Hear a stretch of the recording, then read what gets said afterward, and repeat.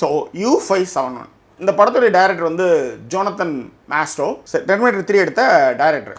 இந்த படம் கதை என்ன அப்படின்னு பார்த்தீங்கன்னா, யூஎஸ் ஆர்மி வந்து ரொம்ப ஜாலியாக ஒரு மிஷனை முடிச்சுட்டு வந்து ஜாலியாக என்ஜாய் பண்ணிட்டு இருக்காங்க.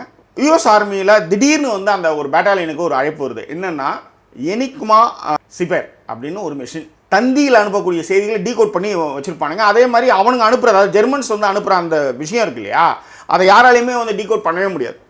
ஸோ இவனுக்கு வந்து கடல் பரப்பில் உட்காந்துக்கிட்டு எந்த கப்பல் போனாலும் அழிச்சிட்டே இருக்கானுங்க.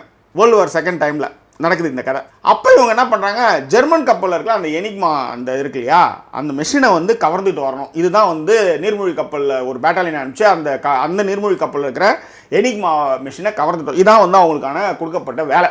இந்த வேலையை அவங்க வெற்றிகரமாக செஞ்சு முடிச்சாங்களா இல்லையா அப்படின்றது தான் இந்த திரைப்படத்தினுடைய கதை. நான் உண்மையிலே சொல்கிறேன், அதாவது ரொம்ப ஈஸியாக போய் முடிச்சிடுற மாதிரி இருக்கும், ஆனால் அதுக்கப்புறம் கதை வேறு லெவலுக்கு போவோம். சத்தியமாக சொல்கிறேன், உங்களால் வந்து அதுக்கப்புறம் உங்களால் நம்பவே முடியாது அப்படிப்பட்ட ஒரு விஷயம். அதுவும் சவுண்ட் டிசைன் அப்படின்றது வந்து இப்போ கூட இந்த அஸ்வின்ஸில் வந்து கதை திறக்கலாம் சவுண்ட்லாம் எடுத்துப்பாங்க இல்லையா, அந்த மாதிரி இல்லை.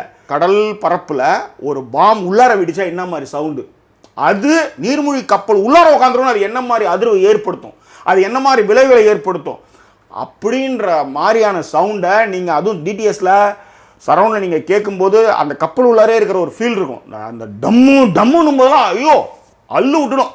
அப்படியான ஒரு அற்புதமான ஒரு திரைப்படம்.